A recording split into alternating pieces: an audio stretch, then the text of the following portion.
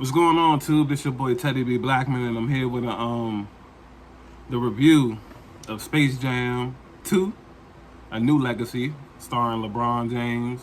I guess you could say starring the Looney Tunes. I'm gonna give me a give y'all a quick synopsis of what's going on compared to the old one, which one I think is better, blah blah blah. I'm gonna get into everything while keeping the video relatively short, hopefully around 4 or 5 minutes. So if you haven't seen the movie, you might want to click away. This is gonna be serious spoilers alerts or whatever. Watched the movie about 3 times, and I know there's a lot of backlash that this is a crappy movie. They didn't like it and whatnot, and I think a lot of people say that they don't like it based on like their hatred for LeBron. And I'm not the biggest LeBron James fan. Amazing basketball player, amazing guy off the court, no questions asked. Because of some questionable decisions, and because of course he used to rival against the Boston Celtics, which is currently my favorite team at this moment. I've kind of built up some disdain for him, but other than that, it's just strictly that. Other than that, he's great, awesome person, man. So on a scale of 1 to 10, I give this movie about a 7, 6, 7. You know what I'm saying? 6.5, 7. It's it takes a little while to get going to the plot. You know where this is going, so why drag it out? You know what I'm saying? So I feel like the first 30 minutes of the movie could have been cut out. Maybe even sped up or just chopped up to, include less of the, I'm not going to say it was filler because it's the beginning of the movie, but less of the actual backstory. You know what I'm saying? Like, it makes sense in the grand scheme of things, but they could have cut a lot of that out. The movie's about 2 hours long. Once it gets going, I liked it. You know what I mean? Like, it was pretty, LeBron, he's a lot of people rag on him because they say he can't act. I think he can act. I think it's just a different acting style we haven't seen much of. And I'm all for a breath of fresh air. He's been in about 3, 4 movies, about 2, 3 shows, and he's the same in all of these. So I don't think he's going to get any better unless he goes full time, maybe. So it's a different style, but it's realistic for him. You know what I'm saying? So if it's realistic for him, it's realistic to me. So obviously they get sucked into this computer. His son is a video game fanatic, in which LeBron is a basketball fanatic, so they're clashing. LeBron wants his son to be the basketball fanatic that he is. It's just not working.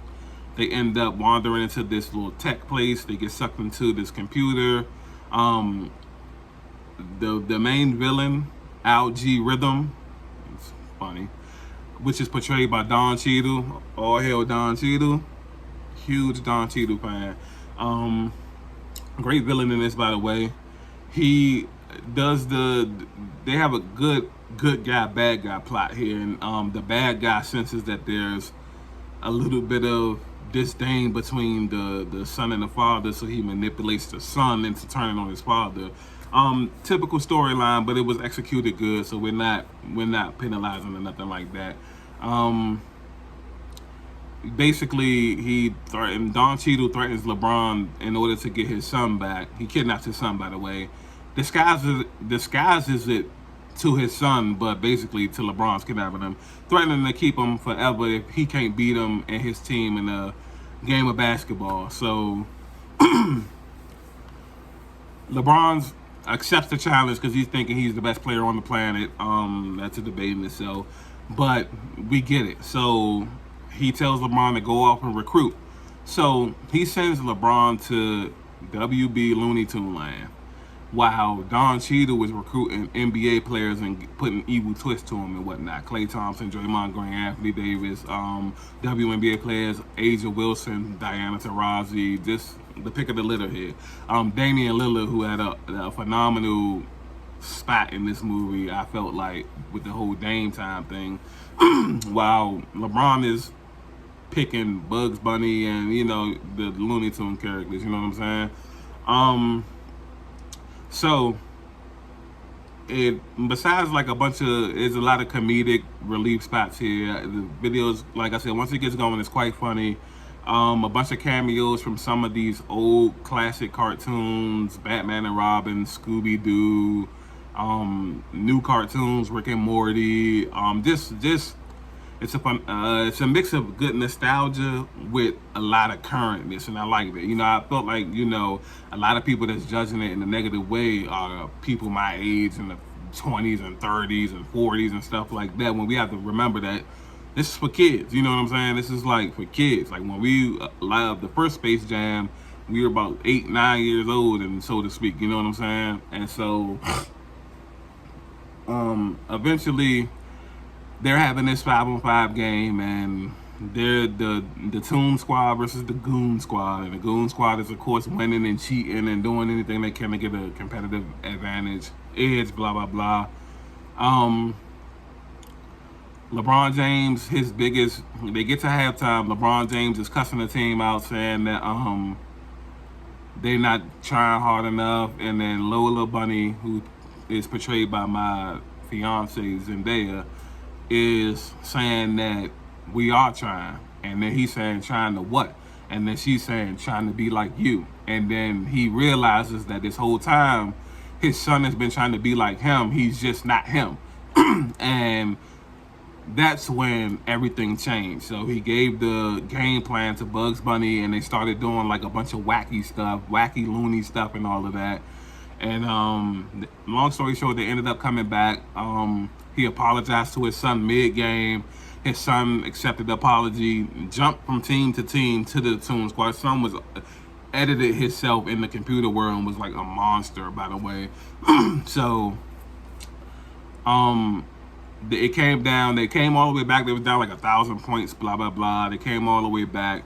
Tie ball game. Don Cheadle was cheating his ass off in this movie, and he was reversing scores, taking away baskets. Blah blah blah. So his son, with the presence of mind, had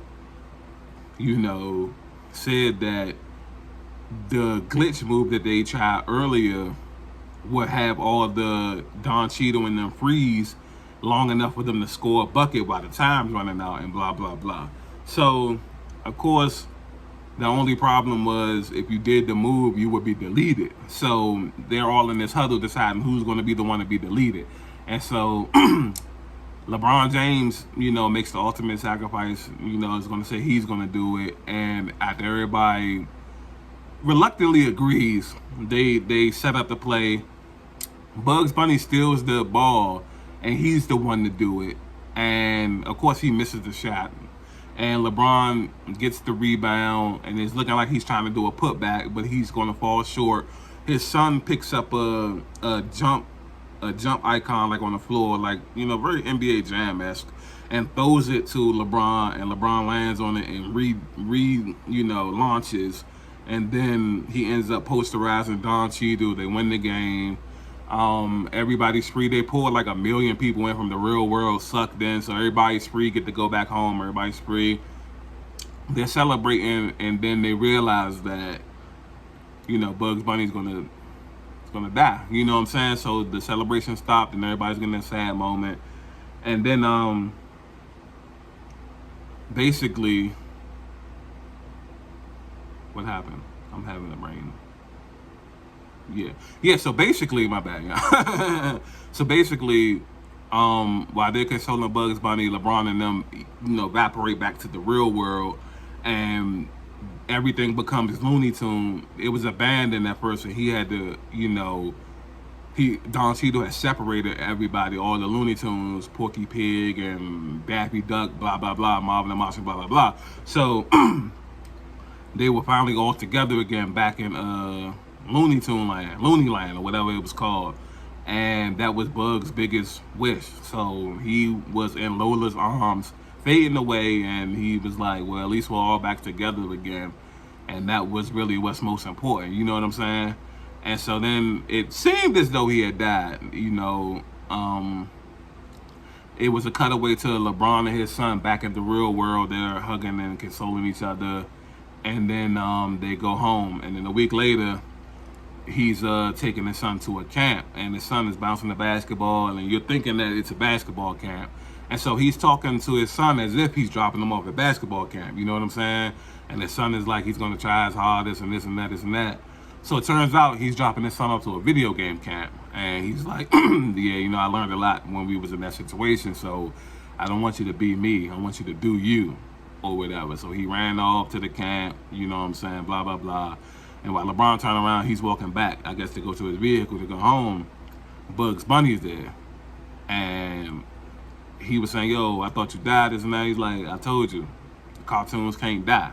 And there were several instances where that was proven right in this theory, cartoons can't die. So he was like, if he could stay a week or two at his house, that would be cool though. And so, of course, LeBron accepted, and he was like, great, I'm going to go let the guys know. And then he ended up bringing all 20 of the Looney Tunes, and then it goes off like that. It's not better than the first Space Jam, no. But it is a good movie in my opinion. You know what I'm saying? There's not really too much that you could really, maybe LeBron, maybe a lot of people say LeBron can't act. So that may be true, whatever the case may be. But all I know is it was a good movie. I watched it 3 times, gonna watch it again, especially like with kids around and stuff like that. And yeah, that's pretty much the synopsis of the movie. That's what happened. Hopefully, like I said, if you've seen it, you can relate. Let me know, like, comment whether you thought LeBron's acting was good. Comment some things you liked about it.